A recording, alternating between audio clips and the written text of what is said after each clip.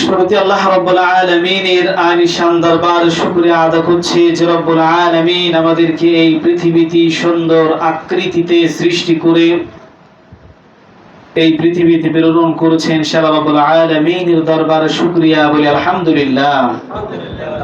লক্ষ কোটি দরুদ ও তাসলিম বর্ষিত হোক শেষ নবী আখির নবী রাহমাতুল লিল আলামিন মুহাম্মদুর রাসূলুল্লাহ সাল্লাল্লাহু আলাইহি ওয়াসাল্লামের উপর। সম্মানিত উপস্থিতি,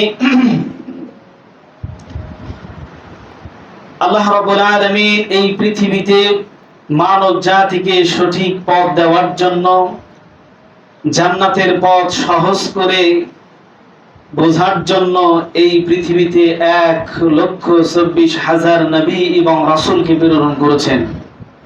উদ্দেশ্য একটাই ছিল, এই পথ ভোলা বিপদগ্রস্ত মানুষগুলোকে সঠিক পথের দিশা দেওয়া।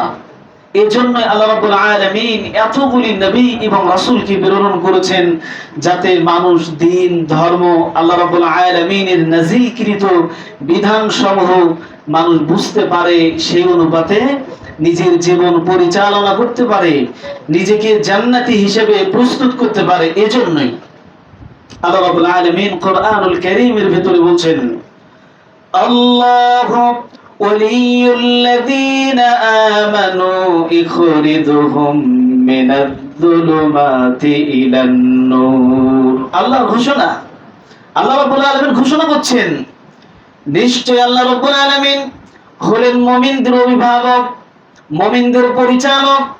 আর পরিচালকের কাজ হলো মানুষদেরকে অন্ধকার থেকে আলোর দিকে নিয়ে আসবে, বিপদগামী মানুষগুলোকে, পথ ভোলা মানুষগুলোকে, আল্লাহর পথ থেকে বিচ্যুত মানুষগুলোকে সঠিক পথে নিয়ে আসবে, জান্নাতের পথে নিয়ে আসবে। আল্লাহ মুমিনদের অভিভাবক, তিনি মানুষদেরকে অন্ধকার থেকে আলোর দিকে নিয়ে আসে, মানুষদেরকে অন্ধকার থেকে আলোর দিকে নিয়ে আসে।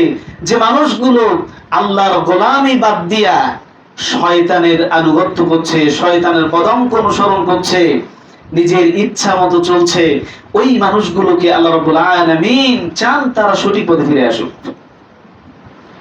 ওয়াল্লাযীনা কাফারু আউলিয়াউহুমুত তাগুত ইখরিজুনাহুম মিনান নূরি ইলায-যুলুমাত। আর যারা বেঈমান, যারা কাফির, যারা মুশরিক, যারা পাপাচারী, এই মানুষগুলোর অভিভাবক হলো শয়তান। শয়তান চান মানুষেরা জান্নাতের পথ থেকে, আলোর পথ থেকে, আল্লাহর নাযিলকৃত বিধানের পথ থেকে মানুষদেরকে অন্ধকারের দিকে নিয়ে যায়, মানুষদেরকে অন্ধকারের দিকে নিয়ে যায়, সত্য থেকে পদচ্যুত ঘটায়। শয়তানের কাজই হলো এটা। অথচ আল্লাহ রাব্বুল আলামিন চান তিনি মানুষদেরকে আলোর পথে নিয়ে আসবেন, জান্নাতের পথে নিয়ে আসবেন, যে পথে মানুষের ইহকালীন জীবন সুখ ও শান্তিময় এবং পরকালীন জীবন হলো আরো নিয়ামতে পরিপূর্ণ। কিন্তু আমরা সেটা বুঝতে পারছি না। আল্লাহ রাব্বুল আলামিন অনুরূপভাবে মুহাম্মদুর রাসূলুল্লাহ সাল্লাল্লাহু আলাইহি ওয়াসাল্লামকে বলছেন, কিতাবুন আনজালনাহু ইলাইকা লিতুখরিজান নাসা মিনায-যুলুমাতি ইলান-নূর। হে মুহাম্মদ, আমি তোমার কাছে একখানা গ্রন্থ নাযিল করলাম, একখানা কিতাব দিলাম। এই কিতাবের সাহায্যে তুমি মানুষদেরকে অন্ধকার থেকে আলোর পথে নিয়ে আসবে। আইয়ামে জাহিলিয়াতের ঘন কালো অন্ধকারের বুক চিরে তুমি আলো প্রকাশিত করবে, মানুষদেরকে সত্যের পথে নিয়ে আসবে। যখন মানুষের আদব আখলাক ছিল না, মানুষেরা পাপাচারে লিপ্ত ছিল, জেনা ব্যভিচার লুণ্ঠন মারামারি হানাহানি কাটাকাটির মধ্যে নিমজ্জিত ছিল, তখন আল্লাহ রাব্বুল আলামিন কোরআনুল কারীম ধারাবাহিকভাবে নাযিল করে মানুষদেরকে আলোর পথে নিয়ে আসতেছে, আলোর পথে নিয়ে আসতেছে। তাহলে আমরা চাচ্ছি যে আমরাও যাতে আলোর পথে চলতে পারি। আল্লাহ আমাদের অভিভাবক, তিনিও সেটা চান। এজন্য বলছিলাম, আল্লাহ রাব্বুল আলামিন 1,26,000 নবী এবং রাসূলকে প্রেরণ করেছেন মানব জাতির হেদায়েতের জন্য। সঠিক পথ যেন তারা এই মানব জাতির কাছে সুন্দর করে উপস্থাপন করতে পারে, তাদের কাছে বোধগম্যশীল করতে পারে, মানুষ সেটা শুনবে, বুঝবে, নিজের জীবনকে ওহির আলোয় আলোকিত করবে। কিন্তু দুর্ভাগ্য আমাদের, কপাল পোড়া, আমরা সঠিক পথে চলতে পারছি না। অথচ আল্লাহ কি আমাদের সঙ্গে আছেন। আল্লাহ রাব্বুল আলামিন বলেন, ইন্নাল্লাহা মা'আল্লাযীনা তাকাউ ওয়াল্লাযীনা হুম মুহসিনুন। নিশ্চয়ই আল্লাহ রাব্বুল আলামিন তাদের সাথে আছেন যারা সর্বদা আল্লাহকে ভয় করে আর ভালো কাজে সব সময় থেকে যায়।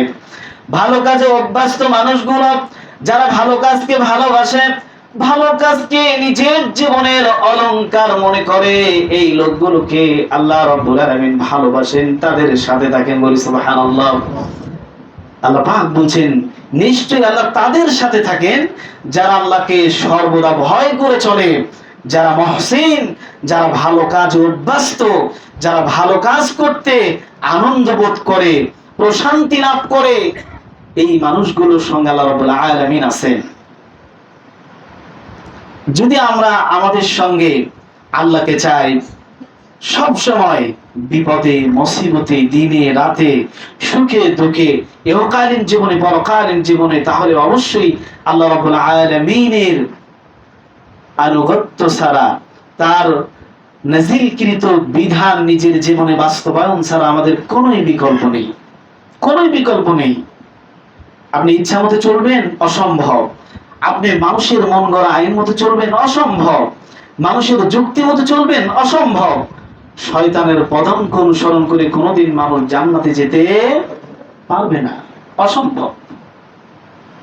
তাহলে আমরা বুঝতে চাচ্ছি, আল্লাহ রাব্বুল আলামিন চান মানুষদেরকে সত্যের পথে নিয়ে আসতে, ওহী ভিত্তিক একটি পথ, যে পথের অপর প্রান্তে রয়েছে জান্নাত, সেই পথে। কিন্তু আমরা মানুষগুলো সেটা বুঝতে পারছি না, সেটা বোঝার চেষ্টাও করছি না। দিনের পর দিন, মাসের পর মাস, বছরের পর বছর, যুগের পর যুগ কেটে যাচ্ছে, নিজের নফসের আনুগত্য করছি, শয়তানের পথে পরিচালিত হচ্ছি, আল্লাহর গোলামি থেকে দিন দিন আমরা দূরে সরে যাচ্ছি। অথচ আল্লাহ রাব্বুল আলামিন এই মানুষগুলোকে এত এত সহজে জান্নাতে যাওয়ার জন্য নিয়ম কানুন ইবাদত বাতলিয়ে দিয়েছেন, যা অকল্পনীয়। সূরা মুমিনের শুরুতে যদি আমরা তাকাই, তাহলে সেখানে দেখতে পারবো আল্লাহ রাব্বুল আলামিন সেখানে 7টি আমলের কথা বলেছেন। এই 7টি আমলের শেষে একেবারে আল্লাহ রাব্বুল আলামিন ঘোষণা দিয়েছেন জান্নাতুল ফেরদাউসের। আমাদেরকে আগ্রহী হতে হবে, কি করে আল্লাহর রেজামন্দি হাসিল করতে পারবো, কি করে নিজেকে জান্নাতি মানুষ হিসেবে প্রস্তুত করতে পারবো। কেননা বিশ্বনবী মুহাম্মদ রাসূলুল্লাহ সাল্লাল্লাহু আলাইহি ওয়াসাল্লামের যুগে মানুষ শুধু জান্নাতি হওয়ার জন্য নিজের জীবনকে মেলে দিয়েছে। বিশ্বনবী মুহাম্মদ রাসূলুল্লাহ সাল্লাল্লাহু আলাইহি ওয়াসাল্লাম কে বলছেন, ইয়া রাসূলুল্লাহ দুল্লানি আলা মালিন ইযা আমিলতুহু দাখালতুল জান্নাহ। বিশ্বনবী কি এসে বললেন, ইয়া রাসূলুল্লাহ আমাকে এমন কিছু আমলের কথা বলুন যে আমলগুলি করলে আমি জান্নাতে যেতে পারবো, যে কাজ করলে আমি সহজে জান্নাতে যেতে পারবো। আমাদের আশা সেটা, আমাদেরও তামান্না সেটা, কি করে জান্নাতে যাব, কি করে জান্নাতে হাজার নিয়ামত উপভোগ করতে পারবো। ওই ব্যক্তি আল্লাহর নবীর কাছে এসে বললেন, আমাকে এমন কিছু কাজের কথা বলুন যেগুলো করলে আমি জান্নাতে যেতে পারবো। আল্লাহর নবী বললেন, তা'বুদুল্লাহ ওয়া লা তুশরিকু বিহি শাইয়্যা। তুমি রবের গোলামি করবে, তার দাসত্ব করবে, তার পূজা অর্চনা করবে, তার সঙ্গে কখনো শরীক করবে না, তার সঙ্গে শরীক স্থাপন করবে না, সালাত আদায় করবে, যাকাত দেবে, সিয়াম পালন করবে। আল্লাহর নবী প্রায় 4টি কথা বললেন। আল্লাহর গোলামি করবে, তার সঙ্গে শরীক করবে না, সালাত আদায় করবে, যাকাত দেবে, সিয়াম পালন করবে। এই 4টি কথা বললেন। আল্লাহর নবীর কথা বলা যখন শেষ হয়ে গেল, ওই ব্যক্তি বলতেছে, সেই সত্তার, সেই রবের কসম করে বলছি, যে রবের হাতে আমার প্রাণ রয়েছে, এর বেশিও করব না, কমও করব না। বিশ্বনবীর কাছ থেকে যেটা শুনেছে, সেটাই মনে প্রাণে বিশ্বাস করেছে, জান্নাতে যাওয়ার জন্য সেটাই নির্ধারণ করে নিয়েছে, বলতেছে সেই সত্তার কসম যার হাতে আমার প্রাণ রয়েছে, বেশিও করব না কম করব না।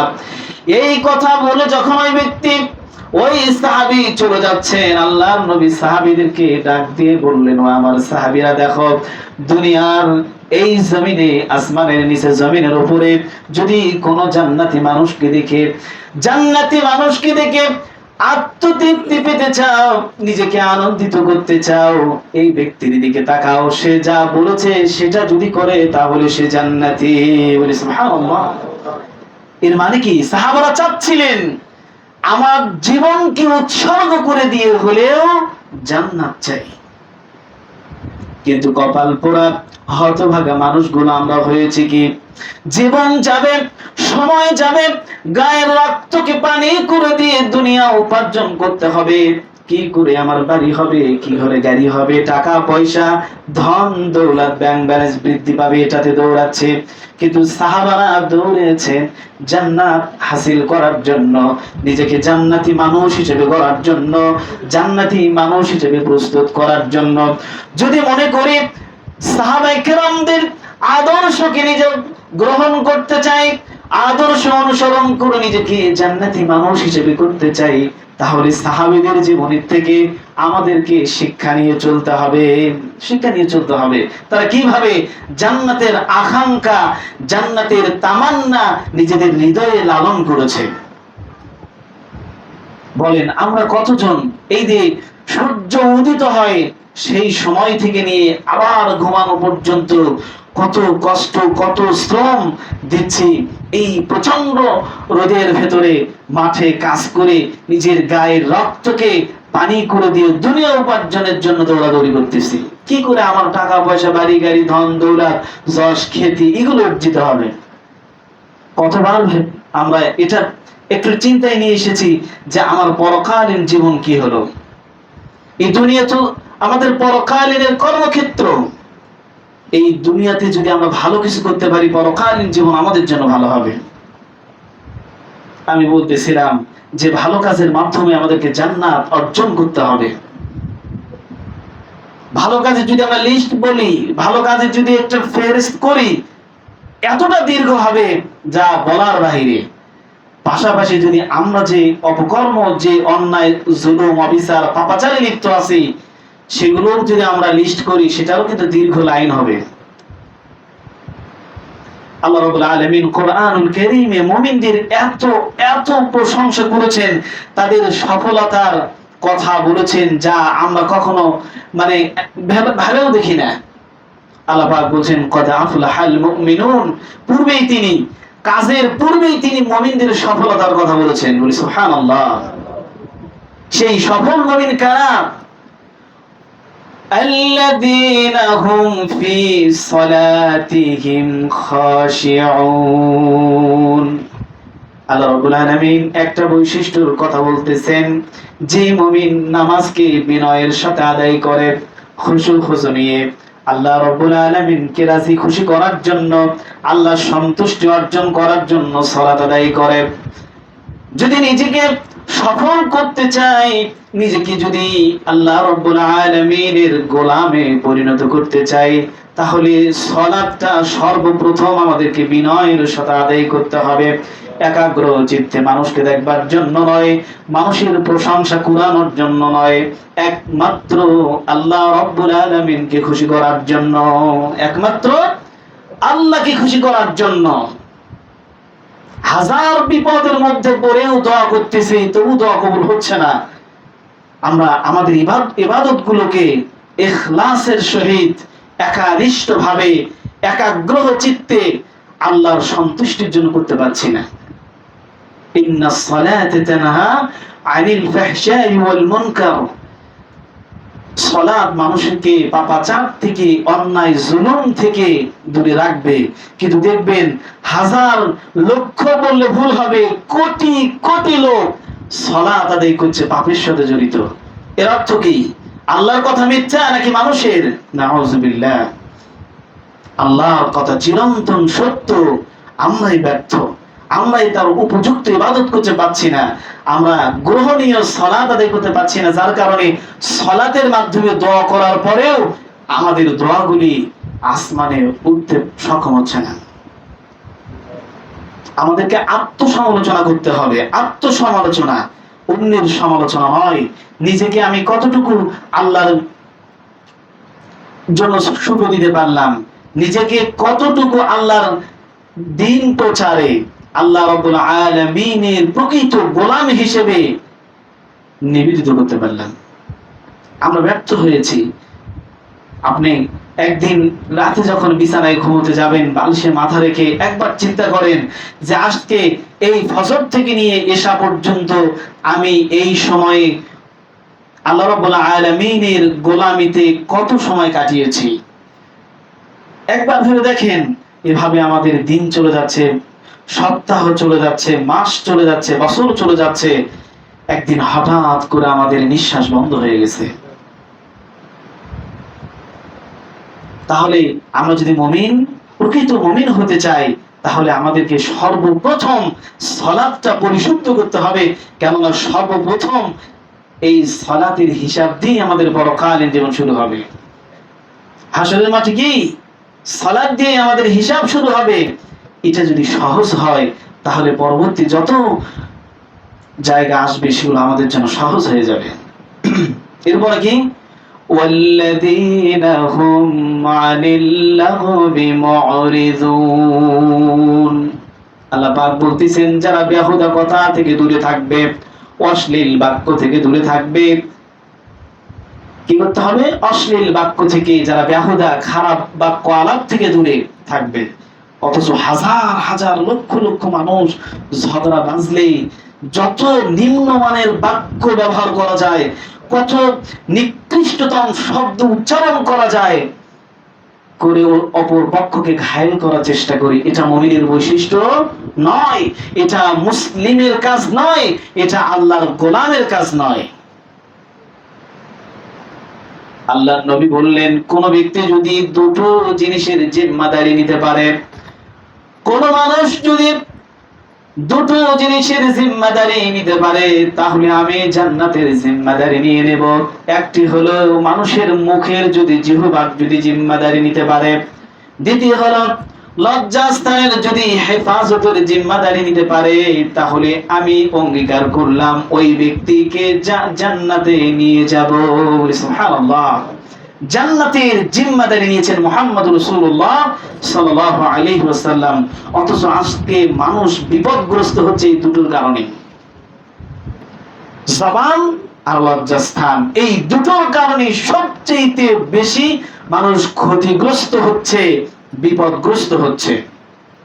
এরপর আল্লাহ বলেন, ওয়াল্লাযীনা হুম লিয-যাকাতি ফাইলুন। যাদেরকে আল্লাহ রাব্বুল আলামিন সম্পদ দিয়েছেন, টাকা দিয়েছেন, বাড়ি গাড়ি দিয়েছেন, তাদের সম্পদ থেকে যাকাত প্রদান করবে। ওয়াল্লাযীনা হুম লিফুরুজিহিম হাফিজুন। এবং যারা লজ্জাস্থানের হেফাজত করবে। এরপর আল্লাহ রাব্বুল আলামিন বলেন, ওয়াল্লাযীনা হুম লিআমানাতিহিম ওয়া আহাদিহিম রাউন। আল্লাহ বলেন, ওই ব্যক্তি যারা অঙ্গীকার কখনো ভঙ্গ করে না, ওয়াদা কখনো খিলাফ করে না, এবং তাদের কাছে আমানত রাখলে আমানতেরও খিয়ানত করে না। والذين هم على صلواتهم يحافظون। যারা ওয়াক্ত মতো সালাত আদায় করে, এই গুণাগুণগুলি, এই বৈশিষ্ট্যগুলি উল্লেখ করার পর আল্লাহ পাক বলতেছেন, উলাইকা হুমুল ওয়ারিসুন আল্লাযীনা ইয়ারিসুনাল ফিরদাউসা হুম ফিহা খালিদুন। এই বৈশিষ্ট্যগুলি যারা নিজের ভিতরে ধারণ করতে পারবে, নিজের ভিতরে লালন করতে পারবে, এই ব্যক্তিরা হলো জান্নাতুল উত্তরাধিকারী, তারা জান্নাতুল ফিরদাউসের উত্তরাধিকারী। বলি সুবহানাল্লাহ। জান্নাতুল উত্তরাধিকারী। কোন জান্নাত? সবচাইতে মর্যাদাপূর্ণ, সবচাইতে বিশ্বনবী মুহাম্মদ রাসূলুল্লাহ সাল্লাল্লাহু আলাইহি ওয়াসাল্লাম যেটার মর্যাদা দিয়েছেন জান্নাতুল ফিরদাউস, এই জান্নাতুল ফিরদাউসের উত্তরাধিকারী হবে। আমরা কি পাচ্ছি নিজেকে প্রস্তুত করতে? পাচ্ছি না নিজেকে সেইভাবে গড়ে তুলতে, পাচ্ছি না নিজের জীবনকে ওই রঙে রঙিন করতে যে রং আল্লাহ আমাদেরকে দিয়েছেন, যে রং আমাদেরকে জান্নাতের রঙে রঙিন করবে, পাচ্ছি না। আমরা সবই বুঝি এমন কোন ব্যক্তি নাই যাকে আপনি 5 টাকা দিয়ে 10 টাকা নেবেন, এমন লোক খুঁজে পাওয়া খুবই খুবই দুষ্কর যে আপনি 5 টাকা দিয়ে 10 টাকা নেবেন। কেন? সবাই বুঝি কোন কাগজের কত মান রয়েছে। এর মানে হলো আমরা সবই বুঝি। তাহলে ইহকালীন জীবনকে পাবার জন্য এত পরিশ্রম করছি, গায়ের রক্তকে, যে রক্ত ছিল লাল টকটকা রক্ত, সেটা এখন কালো হয়ে গেছে। কেন? এর রোদে গরমে মানে দৌড়াদৌড়িতে হাজার রকমের পরিশ্রম করতেছেন দুনিয়া লাভের জন্য। অথচ আল্লাহ পাক বলছেন বাল তুসিরুনাল হায়াতাদ দুনিয়া ওয়াল আখিরাতু খায়রুন ওয়া আবকা। তোমরা দুনিয়ার জন্য প্রতিযোগিতা করছো, দুনিয়া পাওয়ার জন্য, অথচ পরকালীন জীবনই তোমাদের জন্য শ্রেষ্ঠ এবং সেটাই স্থায়ী, তাই নয় কি? আমাদেরকে চিন্তা ভাবনা করতে হবে যে আমরা এই দুনিয়াতে যে উদ্দেশ্য নিয়ে এসেছি, যে মিশন, যে ভিশন নিয়ে এই পৃথিবীতে এসেছি, সেটা আমরা ঠিকভাবে পালন করতে পারছি কিনা। প্রিয় বন্ধুগণ, একবার নিজেকে একটু প্রশ্ন করুন, আত্মসমালোচনা করুন যে এই যে আমাদের বয়স এতটুকু হয়েছে, আমরা কি আল্লাহ রাব্বুল আলামিন এর যে উদ্দেশ্য নিয়ে আমরা এই পৃথিবীতে এসেছি সেটা আমরা হাসিল করতে পারছি কিনা। এই জন্য আমি দীর্ঘদিন খুতবাতে বলেছি, বিভিন্ন জায়গায় বলেছি যে কিয়ামত কবে হবে এটা আমাদের প্রয়োজন নেই। কিয়ামত কবে হবে এটা জানার পূর্বে আমার ভেতরে বিদায় ঘন্টা যেগুলো আছে এইগুলো দেখা দরকার, এগুলো দেখা দরকার। কিন্তু সেগুলো তোমরা ভাবি না। আমাদেরকে ভাবতে হবে যে এক সময় আমার দৃষ্টি শক্তি ছিল এত তীক্ষ্ণ, এখন আমার দৃষ্টি শক্তি কমে গেছে, ঘ্রাণ শক্তি কমে গেছে, শ্রবণ শক্তি কমে গেছে, আমার স্বাদ নেওয়ার শক্তি ছিল এখন সেটাও ক্ষীণ হয়েছে। আমার শরীর এক সময় এত শক্তি সঞ্চয় করত, আমি বীরের মতো ছিলাম, এখন আমি অনেক দুর্বল হয়ে গেছি। সাদা চুলগুলো আমার সাদা হয়েছে, আমার চামড়া কত টান টান ছিল সেগুলো এখন ঢিল দেওয়া শুরু করেছে। এর মানে কি?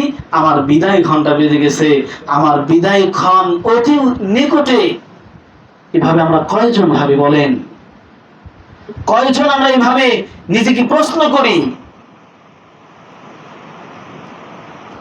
প্রিয় উপস্থিতি, আসুন আমরা একটু নিজেদেরকে সাজাই, যে সাজলে আমরা জান্নাতে যাওয়া আমাদের পথ সহজ হয়ে যাবে।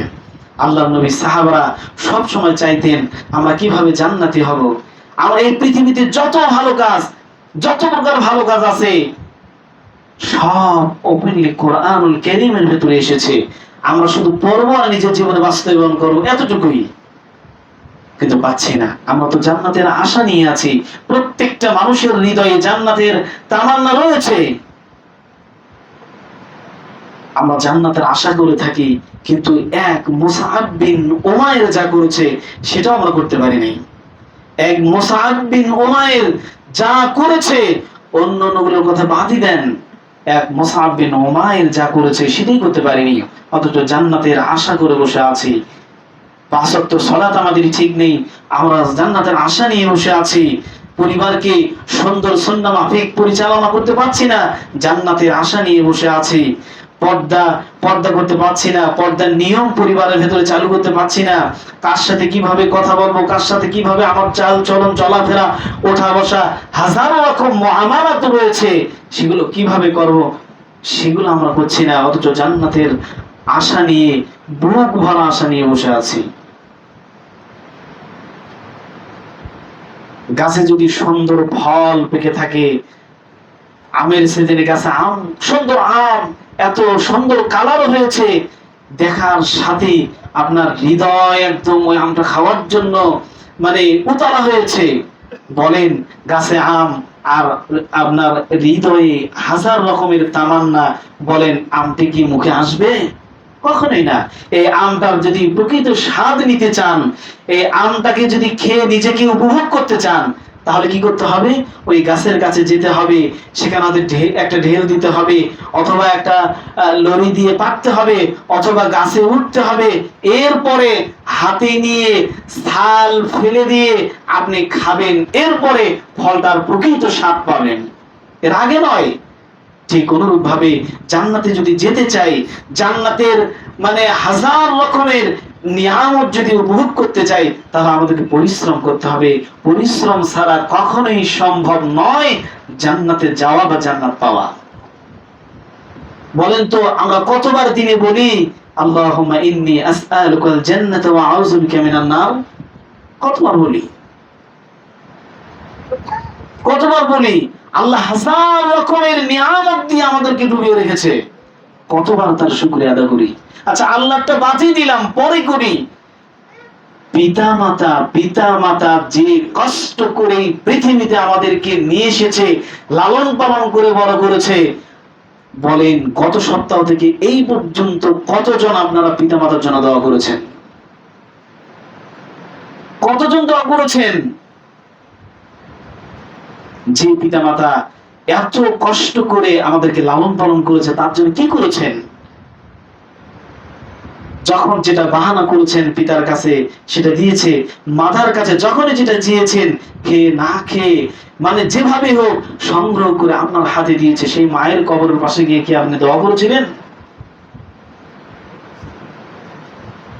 অথচ আমাদের উচিত ছিল এগুলো করা।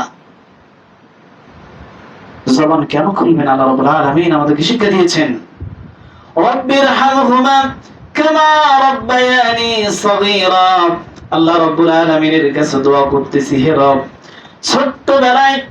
ছোট্টবেলায় যখন কোনো কিছু বুঝি নাই, কোনো কিছু বোঝার ক্ষমতা ছিল না, শক্তি ছিল না, ওই সময় আমার পিতামাতা আমারে কত সুন্দর করে লালন পালন করেছে। হে রব, ছোট্টবেলায় আমাকে যেমন করে আমার পিতামাতা সুন্দর করে লালন পালন করেছে, যত্ন করেছে, হে রব তুমি আমার পিতা মাতাকে তোমার রহমতে লালন পালন করো। কয়জন করেছে বলেন? যে পিতা মাতা প্রচন্ড রৌদ্রের ভেতরে কাজ করে গায়ের রক্ত পানি করে টাকা উপার্জন করে নিয়ে এসে আপনাকে একটা শার্ট কিনে দিয়েছে, প্যান্ট কিনে দিয়েছে, পাঞ্জাবি কিনে দিয়েছে, লেখাপড়ার খরচ জুগিয়েছে, যখন যেটা চেয়েছেন সেটা আপনাকে দিয়ে দিয়েছে, এখন এই অন্ধকার কবরে শুয়ে আছে, আপনার উচিত ছিল পিতা মাতার কবরের কাছে গিয়া দুহাত উত্তোলন করে রবের কাছে দোয়া করা, হে রব আমার পিতা মাতা তোমার জিম্মায়, তুমি তাদের তোমার রহমতে রেখে দাও। কতজন বলেছি বলেন? অথবা কতজন বলেছি, হে আমার প্রতিপালক আমার পিতা মাতা এখনো জীবিত, হে আমার রব তুমি আমার পিতা মাতার সেবা যত্ন করে আমাকে জান্নাতি মানুষ হওয়ার তৌফিক দাও। কতজন করেছি? শুধু বলি ইব্রাহিমের চেতনায়, আমরা ইব্রাহিমের চেতনায় উদ্বুদ্ধ হয়ে নিজের ঈমানকে বৃদ্ধি করব, নিজের আমলকে বৃদ্ধি করব। অথচ ইব্রাহিম আলাইহিস সালামের আদর্শ ছিল কোন ভালো কাজ করার পর আল্লাহ রাব্বুল আলামিনের কাছে দোয়া করা। তিনি ইব্রাহিম আলাইহিস সালাম কাবা ঘর নির্মাণ করে আল্লাহ রাব্বুল আলামিনের কাছে দোয়া করতেছেন, হে রব যে পরিশ্রমটুকু করেছি তুমি তা কবুল করে নাও, তুমি কবুল করে নাও। এজন্য আমাদের উচিত কোন কাজ করে ওই কাজের জন্য দোয়া করা, হে রব আমি এই কাজ করলাম তোমার জন্য, তুমি কাজটাকে কবুল করে নাও। এগুলো আমাদের দরকার। শুধু দুনিয়া লাভের জন্য দৌড়াদৌড়ি করছি, অথচ ইসলাম আমাদেরকে শুধু দুনিয়া লাভ বা পরকালীন লাভের জন্য না, উভয় জগতের লাভের জন্য আমাদেরকে দোয়া শিক্ষা দিয়েছেন। আল্লাহ পাক বলেন কোন ব্যক্তি যদি খালি পরকালীন জীবন চায়, যে হে আল্লাহ পরকালীন জীবনে তোমাকে সুখ দিও, শান্তি দিও, জান্নাত দিও, হুক দিও, হাজার রকম নিয়ামত দিও, এই দোয়া যদি কোনো ব্যক্তি করে, এই দোয়া হলো অসম্পূর্ণ দোয়া। শুধু পরকালীন জীবনের সুখ শান্তি চাওয়া এটা অসম্পূর্ণ দোয়া। কোন ব্যক্তি যদি ইহকালীন জীবন এবং পরকালীন জীবন চায় সেটা হলো কি পূর্ণাঙ্গ দোয়া। বিশ্বনবী মুহাম্মদুর রাসূলুল্লাহ সর্বদা দোয়া করতেন, রব্বানা আতিনা ফিদ দুনিয়া হাসানাতাও ওয়া ফিল আখিরাতি হাসানাতাও ওয়া কিনা আযাবান নার। এটা হলো প্রকৃত দোয়া। আল্লাহর নবী সাহাবারা বলছেন বিশ্বনবী কখনো এই দোয়া পাঠ করা ছাড়তেন না। যখনই তিনি দোয়া করতেন, কোন ইবাদতে থাকতেন, তখন তিনি এই দোয়া বেশি বেশি করে পড়তেন, রব্বানা আতিনা ফিদ দুনিয়া, হে আমার প্রতিপালক দুনিয়ার যত কল্যাণ, দুনিয়ার যত মঙ্গল, দুনিয়ার যত ভালাই সবকিছু তোমার কাছে চাই। দুনিয়ার টাকা পয়সা, বাড়ি গাড়ি, ধন দৌলত, জায়গা জমি, যা কিছু প্রয়োজন আমার তুমি আমার বৃদ্ধি করে দাও। এবং পরকালীন জীবনের সুখ শান্তি, পরকালীন জীবনের যত কল্যাণ রয়েছে, যত নিয়ামত রয়েছে আমি তোমার কাছে চাই। ওয়াকিনা আযাবান নার, হে রব পরিশেষে তুমি আমাকে জাহান্নাম থেকে বাঁচাও। সুবহানাল্লাহ। এটা হলো প্রকৃত দোয়া, এটা হলো মুমিনের দোয়া, এটা হলো পূর্ণাঙ্গ দোয়া, যে দোয়াতে ইহকালীন জীবন এবং পরকালীন জীবন উভয় জগতের কল্যাণ চাওয়া হয়। আমরা যদি মনে করি না শুধু পরকালীন জীবন চাবো পরে ইহকালীন জীবন চাই না, এই দোয়া সম্পূর্ণ নয়। আমাদেরকে একটু একটু ফিরে তাকাতে হবে যে আমি এত দূর পর্যন্ত এসেছি, আমার বয়স এত হয়েছে, আমি কি করলাম, কি করেছি। এভাবে আমাদেরকে চিন্তা ভাবনা করতে হবে যে আমি কি, আমার তো এই শ্বাস প্রশ্বাস বন্ধ হয়ে গেলে পৃথিবীর জন্য আমি বোঝা। বলেন কোন ব্যক্তি শ্বাস প্রশ্বাস বন্ধ হয়ে গেলে তাকে কি দুনিয়াতে থুতে চায়? যত দ্রুত কবরস্থ করা হয়। কেন? সে এখন এই পৃথিবীর জন্য বোঝা, এই পৃথিবীর জন্য বোঝা, এখন দুর্গন্ধ ছড়াবে, মানুষের জন্য যেটা কষ্টকর, ইত্যাদি ইত্যাদি। আমাদেরকে এগুলো ভাবতে হবে। আমার এই শ্বাস প্রশ্বাস এখন যদি বন্ধ হয়ে যায়, আমি সর্বোচ্চ একদিনে পৃথিবীতে থাকতে পারবো, এর বেশি নয়। তাহলে কেন পরকালীন জীবনকে বাদ দিয়া দুনিয়াকে পাওয়ার জন্য এত দৌড়াদৌড়ি করতেছি? দেখেন তো, ফিরে তাকে দেখেন কত গুনাহ করেছেন, আমাদের দ্বারা কত গুনাহ হয়েছে। যেদিন থেকে আপনার ভালো মন্দ বোঝার ক্ষমতা হয়েছে, সেই দিন থেকে নিয়ে আজ পর্যন্ত কত গুনাহ করেছেন। আর সেই গুনাহগুলোর জন্য দিনে কতবার আল্লাহ রাব্বুল আলামিনের কাছে ক্ষমা চান। অথচ বিশ্বনবী মুহাম্মদুর রাসূলুল্লাহ সাল্লাল্লাহু আলাইহি ওয়াসাল্লাম তিনি 112 উপরে তিনি ক্ষমা চেয়েছেন। আমরা কতবার চেয়েছি বলেন? এই ফজর থেকে নিয়ে এই জুম্মা পর্যন্ত কতজন পড়েছি আস্তাগফিরুল্লাহ, হে আল্লাহ তুমি আমার গুনাহগুলি ক্ষমা করে দাও। হে আল্লাহ, জেনে না জেনে বুঝে কত গুনাহ করেছি, গোপনে করেছি, প্রকাশ্যে করেছি, ছোট গুনাহ করেছি, বড় গুনাহ করেছি, কত গুনাহ করেছি, আল্লাহ তুমি আমাকে ক্ষমা করে দাও। বলেন কতজন পড়েছি? সাইয়্যিদুল ইস্তিগফার কতজন মাসে পড়ি, কয়বার পড়ি? বলেন আল্লাহ রাব্বুল আলামিন তার গোলামকে ক্ষমা করে দেওয়ার জন্য প্রস্তুত। কিন্তু আমরা আল্লাহ রাব্বুল আলামিনের কাছে ক্ষমা না নিয়ে যদি এই পৃথিবী থেকে বিদায় নেই, তাহলে সেটা আমাদের জন্য কতটা ভয়ানক হবে একবার চিন্তা করে দেখেন। যাই হোক, আমি পরিশেষে এতটুকুই বলবো, আমরা অনুসন্ধান চালাবো কোন কাজ আমাদেরকে বেশি ফায়দা দেবে, কোন কাজ আমাদেরকে কল্যাণমুখী করবে, কোন কাজ করলে আমরা আল্লাহর নিকটবর্তী হতে পারবো, কোন কাজের মাধ্যমে নিজেকে আমি জান্নাতি মানুষ হিসাবে প্রস্তুত করতে পারবো, কোন কাজ করলে পরকালীন জীবন আমার জন্য সুন্দর হবে, সুখময় হবে, আনন্দদায়ক হবে, নিশ্চিন্তে নির্বিঘ্নে জান্নাতে যেতে পারবো, সেই আমলগুলো আমাদেরকে খুঁজে খুঁজে বের করে আমল করতে হবে। যদি করতে পারেন তাহলে সফল হবেন, আর যদি না করতে পারেন তাহলে ব্যর্থতার বোঝা নিয়ে এই পৃথিবী থেকে বিদায় নিতে হবে। পরকালীন জীবনের কষ্ট, পরকালীন জীবনের শাস্তি কবর থেকে শুরু হয়ে যাবে। পরিশেষে আমি বলবো, আমাদের গুনার দিকে যদি তাকাই তাহলে আমরা হতাশ হয়ে যাই। হতাশ হওয়ার কারণ নেই। যে কোনো গুনাহ, যত প্রকার গুনাহ, ছোট হোক বড় হোক, যত প্রকার গুনাহ আছে আল্লাহর কাছে ক্ষমা চাইতে হবে। এটা ক্ষমা আমরা চাইতে দেরি, আল্লাহ রাব্বুল আলামিন ক্ষমা করতে দেরি না। বিশ্বনবী মুহাম্মদ রাসূলুল্লাহ সাল্লাল্লাহু আলাইহি সাল্লাম বলেন, আল্লাহ রাব্বুল আলামিন দিনের বেলা তার গোলামদেরকে ডেকে ডেকে বলেন, ওরে আমার গোলাম, যারা রাতের অন্ধকারে মানুষের অগাচরে গুনাহ করেছো, পাপ করেছো, আমার অবাধ্য হয়েছো, মানুষের ক্ষতি করেছো, আমার কাছে ক্ষমা চাও। দিনের বেলা আমি তোমার জীবনের সকল গুনাহগুলি ক্ষমা করে দেব।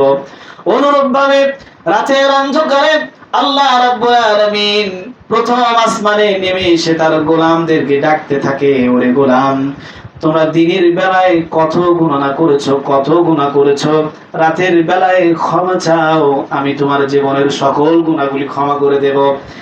এই পাপী মানুষগুলা উচিত হলো রাতের অন্ধকারে মানুষ যখন ঘুমিয়ে যায়, পৃথিবী যখন নিস্তব্ধ হয়ে যায়, রাতের অন্ধকারে উঠে দুরাকাত সালাত আদায় করে নিজের কপালকে মাটির সঙ্গে লাগায়া দিয়া, নিজের এই কপালকে মাটির সঙ্গে লাগায়া দিয়া আল্লাহর কাছে মিনতি জানাতে হবে, হে রব, ইচ্ছায় অনিচ্ছায় ছোট বড় কত গুনাহ না করেছি, তুমি যদি ক্ষমা করে দাও ক্ষমা পাবো, আর তুমি যদি ক্ষমা না করে দাও কোনোদিন আমি ক্ষমা পাবো না। অতএব তুমি আমার জীবনের সকল গুনাহগুলি ক্ষমা করে দাও। এই কপাল পোড়া মানুষগুলা, পাপী মানুষগুলা হাজার রকম গুনাহ নিয়ে ঘুমিয়ে যায়, অথচ রব প্রথম আসমানে এসে ওই পাপী বান্দাগুলোকে ডাকে, ওরে গোলাম আমার কাছে ক্ষমা চাও। আর পাপী এই গোলামগুলো আল্লাহর ডাককে উপেক্ষা করে, আল্লাহর ডাকে সাড়া না দিয়ে ঘুমায়। বলি নাউযুবিল্লাহ। একবার ভেবে দেখেছেন, গুনার পাহাড় গড়েছি, আল্লাহ প্রথম আসমানে এসে গোলামকে ডাকতেছে, আমার কাছে ক্ষমা চাও, ক্ষমা করে দেব, আর আমরা পাপী ঘুমাচ্ছি। কতটা অবাধ্য, কতটা কপাল পোড়া আমাদের জানেন? আল্লাহ আমাদেরকে ডাকতেছে আর আমরা ঘুমাচ্ছি। বলেন সফল কিভাবে হব? এত পরিশ্রম করি, এত টাকা উপার্জন করতেছি, আমার সংসারে সুখ নেই, আমার অর্থে, আমার সম্পদে বরকত নেই। বলেন কিভাবে বরকত পাবেন? আল্লাহর আহ্বানকে ডাক দিয়ে আমরা ঘুমাই। একবার ভেবে দেখেছেন কতটা উদাসীন হলে আমরা এই কাজ করতে পারি? আল্লাহ এসে ডাকতেছে আর আমরা পাপ করার পরে ঘুমাচ্ছি। আল্লাহর নবী বললেন, কোন ব্যক্তি যদি পাপ ছেড়ে দিয়ে তার রবের দিকে ফিরে আসে, আল্লাহ রাব্বুল আলামিন ওই ব্যক্তির মতো খুশি হন যে ব্যক্তি এক মরুভূমির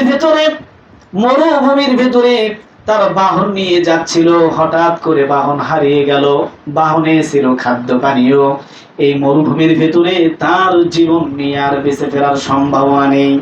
খোঁজাখুঁজি করে যখন সে ঘুমায় গেছে, পরক্ষণই দেখে তার বাহনটি তার পাশে এসে দাঁড়িয়ে গেছে। যে নিরাশ হয়ে জীবনের মায়া ত্যাগ করেছে, বাঁচার আর কোনো পথ নেই, মুক্তির কোনো পথ নেই, আমি জীবন নিয়ে আর ফিরতে পারবো না, এত হতাশাপূর্ণ মানুষ যখন তার পাশে দেখলো, তার সওয়ারি খাদ্য পানীয় নিয়ে হাজির, সওয়ারির লাগাম ধরে বলতেছে, হে আমার গোলাম, আল্লাহকে ডাক দিয়ে বলতেছে, হে আল্লাহ, তুমি আমার গোলাম, আমি তোমার মনিব। আল্লাহর নবী বলতেছেন, এই ব্যক্তি খুশি হয়ে আত্মহারা হয়ে সে উল্টাটা বলে ফেলেছে, আল্লাহকে বলতেছে, হে আল্লাহ, তুমি না আমার গোলাম, আমি তোমার রব। তাহলে বুঝুন মানুষটা কত খুশি হয়েছে।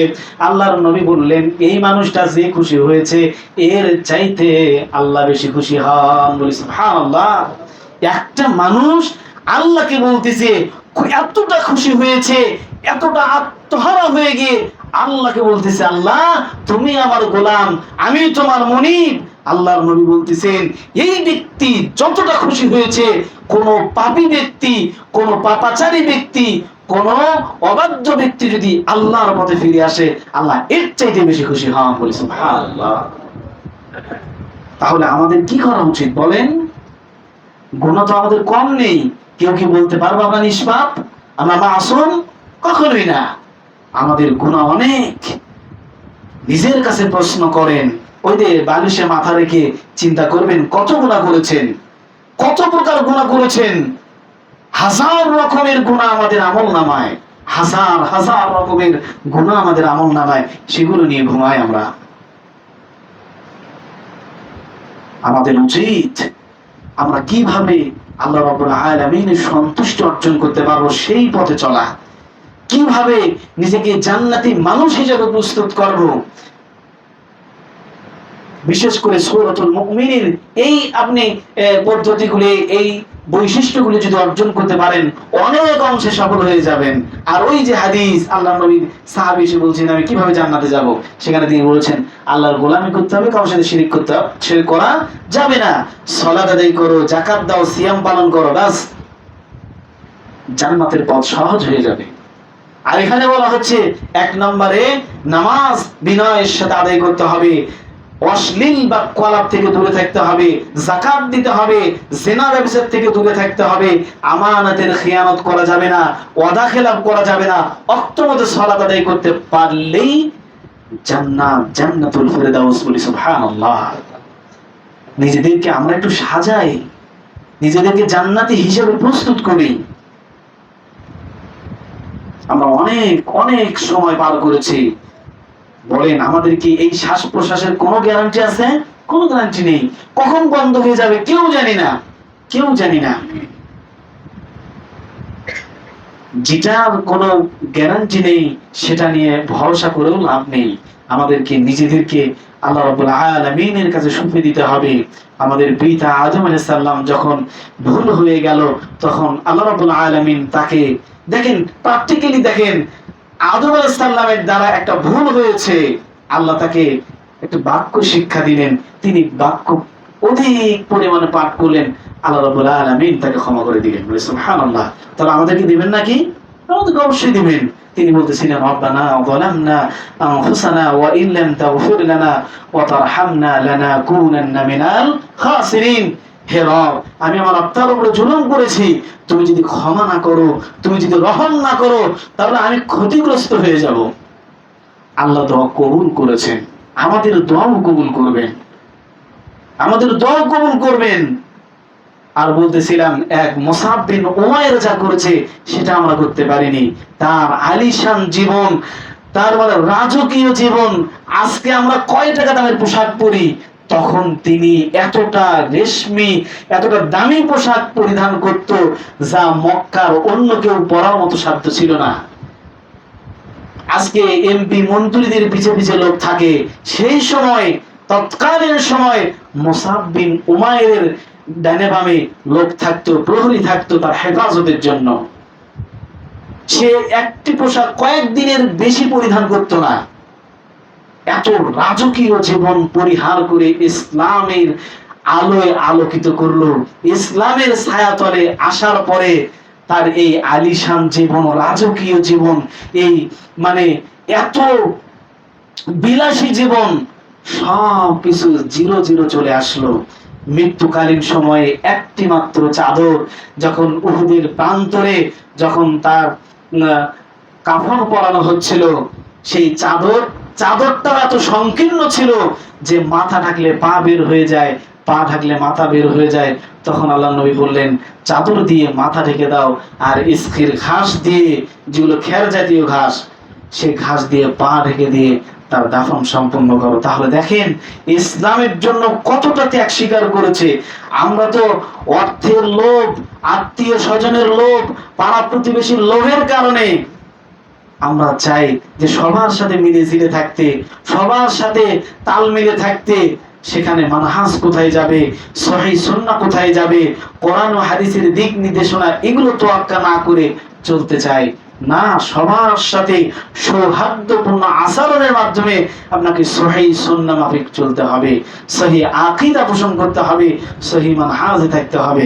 আমরা কি সূরা ফাতিহার মধ্যে আল্লাহ রাব্বুল আলামিনের কাছে প্রতি রাকাতে রাকাতে বলতেছি, হে আল্লাহ তুমি আমাকে সহিহ মানহাজে পরিচালনা করো। বলি নাকি? সূরা ফাতিহার শেষের দোয়ার অংশের তাৎপর্য হলো এটা।